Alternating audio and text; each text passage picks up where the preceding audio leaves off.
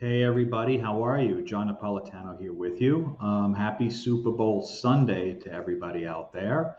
Not a huge football fan, but I'm definitely looking forward to some of the game and obviously the crazy commercials that might come during them.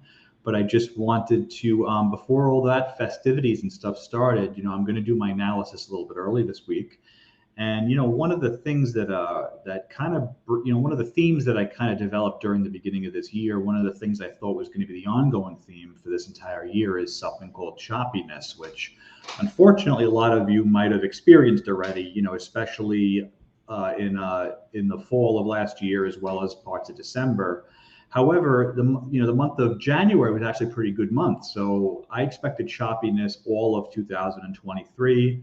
I expected pretty much directionless trading, obviously going up, going down, but kind of at the end of the day ending up not really up or down much of anywhere for the whole year. That was pretty much my assessment for the year. And obviously my opinion doesn't mean anything. I'm just going based on what I see in front of me. That's really what I'm trying to say. And if you look at the heat map, which I have attached here in my video, you could kind of see what I mean by choppiness. Obviously, the energy sector is that bright green section off to the right. But if you look at the tech sector, it's a bit of a mess. The semiconductor sector is a bit of a mess. Healthcare had a good day, but it's been very weak overall. The financial sector, which is the bottom left-hand corner there, is obviously all over the place. You have the credit card companies up, but you have down, I'm sorry, but you have PayPal basically up.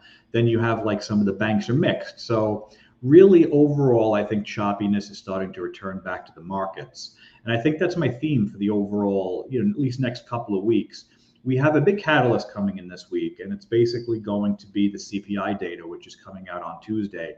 About a year ago or so, nobody paid any attention to the CPI data. It was just another data point. Now it seems to be a very important part of the decision-making process for both institutions as well as policymakers in general and everything else. So it's something we need to pay attention to. It seems to be one of the biggest market moving pieces of data that comes out lately. So that being said, it's coming out on Tuesday. The overall expectation is that year over year inflation is going to go from 6.5% down to 6.2%. That's pretty much what the anticipated CPI year over year number is.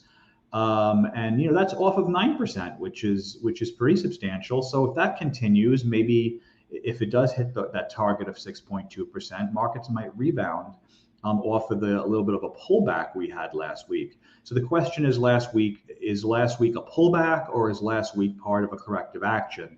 You should not take day by day and make trading decisions, especially in the options market, based on a one-day trading move or even a two-day trading move. That's why I do a weekly analysis. I'll reevaluate on Wednesday or Thursday to see how things go, and I'll make adjustments as I go. That's really the key to good basket trading, good swing trading, positioning your portfolio for what's happening in front of you instead of what you think in your head might be happening. So take a step back, try to be a little bit objective, and just realize that we are now starting to get into a more choppy environment. So Tuesday, we'll see what happens. And I think that one thing to keep in mind, it's very easy to go from 9% to 6%. 9% is inflated inflation. Everybody's freaking out. People are raising their prices. Manufacturing companies are raising their prices, and it's getting passed on to the consumer. And the anticipation at the time when it was 9% was that the Fed does not have it under control. We don't know where this is going. And people just started raising their prices. That's why it's shot from like 5% up to 9%. But now, once things seem somewhat, a little bit leveled off, that's the whole idea of it getting back to 6%. It's pretty easy to go from 9% to 6%. What is a lot more difficult, and I think in my personal opinion, again, what I think is happening is the market is underestimating how difficult it is to go from 6.5% or so down to the target of 2 to 3%. The fact that CPI is going to go down in a straight line remains to be seen. And the market is not pricing in that uncertainty right now. I think that the market's pricing in a smooth decline of CPI over the next year. And the market is actually pricing in lowering rates at the end of the year, which I don't know about that. That doesn't sound like a good idea to me right now. So that is, again, that's my opinion. That's kind of what's also happening in front of me. So what's going to happen is if the market kind of does what I think it might do and have this kind of more positive approach to things, as the data starts turning a little bit sour, we might get some more choppiness, which will take us into the summer months, it'll take us into the fall months, and so on and so forth. But for the next couple of weeks, I did anticipate a pullback last week. I thought that the markets were overbought. All indicators were telling us that the markets were a little bit overbought. January was a very strong month for stocks, pretty much across the board. And maybe with the exception of energy, but energy has been pretty choppy. Energy is probably the most vulnerable sector. I've been talking about that on my Discord channel for the last several months. A 2-year rally, for it to go for a 3rd year up, who knows? But there's better places to put your money. So that's kind of how I feel about energy. But other than that, the market's been pretty strong in January, and now we have our pullback. So let me just show you. I'm going to share my screen with you here a little bit. Let me just go down here real quick, and I will show you kind of what I'm seeing, and then what to do about it, basically. So, the S&P is in this kind of early stage uptrend since October, actually, off its October lows, and here's the pullback that we're talking about. So, does it go down to the 50-day moving average? That would be a nice, comfortable, convenient spot for that to kind of go. Although, if you look at the last 2 times, it's actually gone below that. So, do we get more of a pullback with Tuesday's CPI number down to here? That is very possible. What I am not anticipating is a move all the way down to here right away. I don't think that's going to happen unless there's really bad news. And there has to be really, really, really bad news for it to kind of get back to here.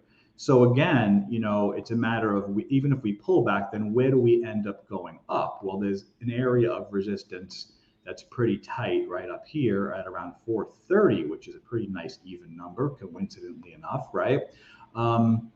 And I think this is kind of where we're going to be for a really, really long time. I think we might try to test up here. If we make this move higher, then you know what? We're probably going to run out of steam and probably test, old resistance becomes new support. And then maybe we'll test, these levels here, right? So this is kind of where I think this choppiness is going to end up. Now, choppiness is not good for investors because, basically investors don't like choppiness. The market, stocks don't move. Timing the market becomes a lot more challenging during choppy markets because it's just moving around. You get a lot of reversal days where the market gaps up and then all of a sudden, ends up at the lows. Or, it gaps down and the exact opposite happens. We close at our highs and you just get kind of off sides if you're trying to go long and short and trying to time the markets. So how does one survive a choppy market? Well, that's a very good question. Options traders, especially experienced ones, love choppy markets like this. I enjoy trading in markets like this because if I could try to define a certain range, like let's say here or let's say here, right? I could start putting together trades that kind of are in line with what the markets are telling me. And that's really the key to really effective trading.